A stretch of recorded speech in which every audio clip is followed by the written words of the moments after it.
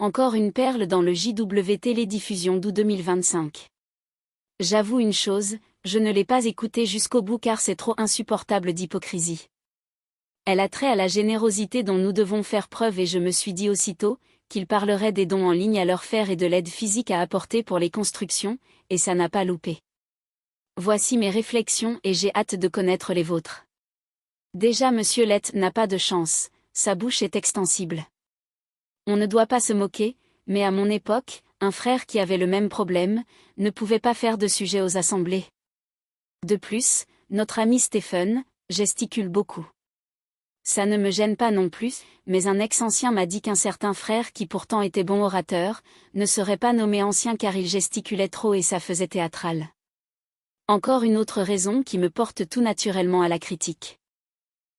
Je vous ai mis en photo les captures d'écran des incitations aux dons, mais à part ça, devant les tribunaux ils soutiennent mordicus ne pas réclamer d'argent, là encore on joue bien sur les mots.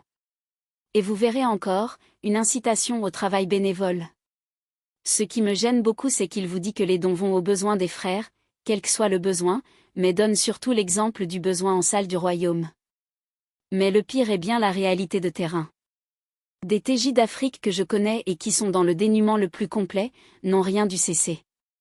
De plus, là où j'habite, dès qu'il y a une catastrophe naturelle, on demande aux TJ locaux de mettre la main à la poche et à la pioche. Mais où est donc le CC? Ah oui. L'ex-ancien que je connais m'a répondu, il envoie une lettre au collège leur demandant de s'en occuper en local. Ce qui me gêne aussi ce sont les comparaisons bibliques jusque dans les moindres détails mais je ne les vois jamais méditer sur le fait que l'apôtre Paul dont ils sont héritiers apparemment, travaillait durement pour subvenir à ses besoins en plus de sa fonction d'itinérant et autres sacerdoce. Pourquoi aucun membre du CC, itinérant ou missionnaire ne travaille en dehors? C'est fou que personne ne se pose la question ou surtout n'imite cet exemple biblique. Enfin, il a dit que la générosité doit se voir dans le pardon. Tout à fait d'accord mais pourquoi la TJ dont je vous avais déjà parlé qui avait commis 2 fois la fornication et qui était vraiment repentante, n'a pas bénéficié de ce pardon? Pourquoi des gens comme moi qui n'avons commis aucun péché selon Dieu, mais qui avons porté plainte contre des TJ, pas pour une queue de cerise mais pour des faits graves avérés et non fictifs, sommes ostracisés? C'est donc de l'amour à géométrie variable. Est-ce cela le vrai amour? Ah oui, j'oubliais. J'ai trop ri quand je l'ai entendu dire que les gens du monde gardent pour eux leur connaissance. Je suis revenu en arrière pour voir si j'avais bien compris. Et oui. Pourquoi cela me gêne encore? Parce que j'ai pensé à 2 choses. Ils gardent secret leur bouquin d'anciens.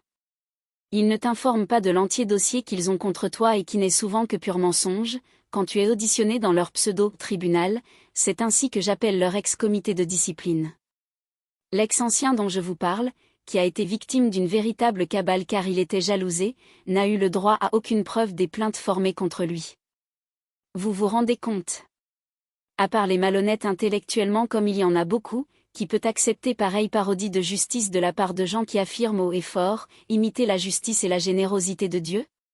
C'est juste digne.